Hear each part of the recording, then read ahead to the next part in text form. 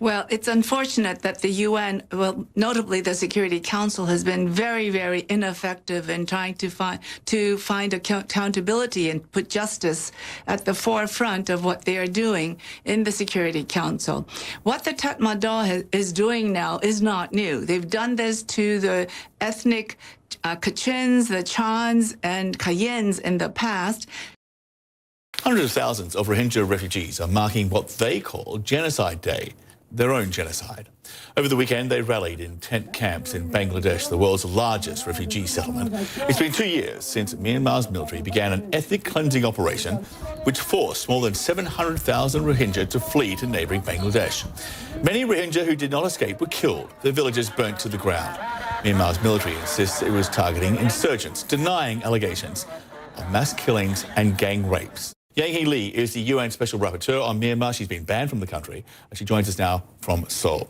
Rhee, thank you for being with us. I want to get straight to this point because 2 years on, even though an internal report within the UN released earlier this year found that the United Nations essentially failed the Rohingya, that failure appears to be happening again in Myanmar, with the military there employing almost identical tactics, this time, though, against the Buddhist ethnic minority, but also in Rakhine State. So how can this stop? How can the UN actually prevent this from playing out a second time?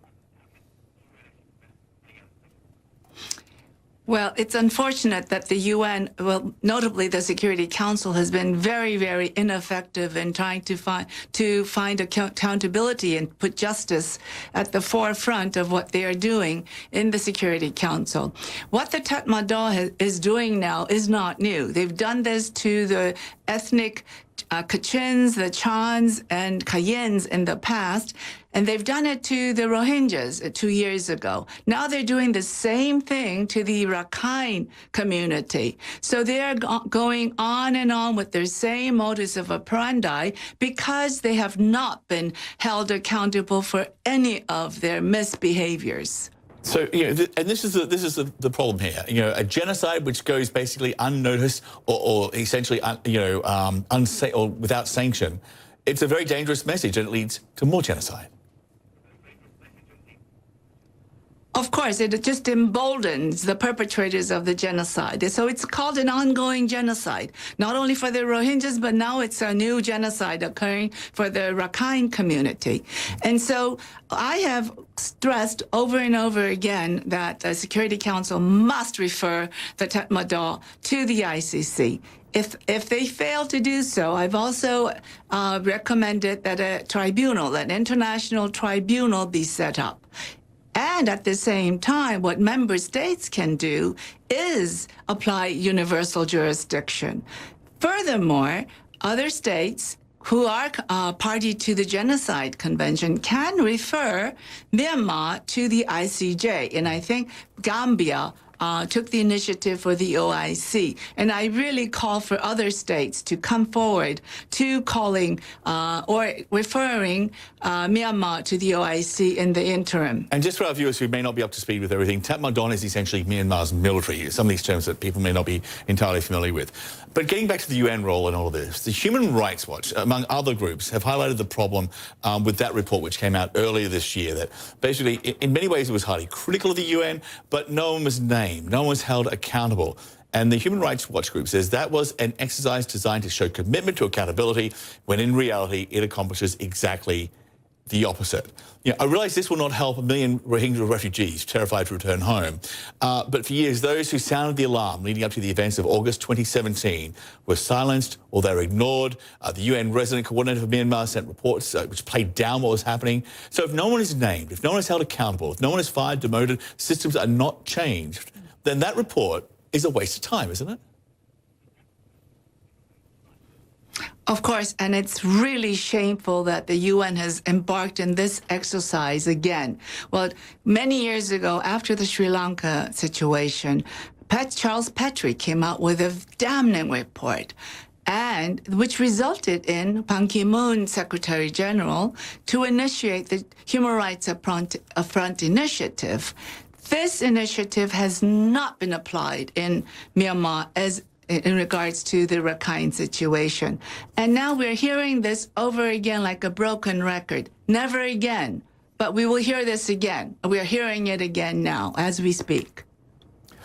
I would bet that right now there is not one Rohingya refugee staying in a camp in Bangladesh who is willing to return to Myanmar, and this is why. Listen to this.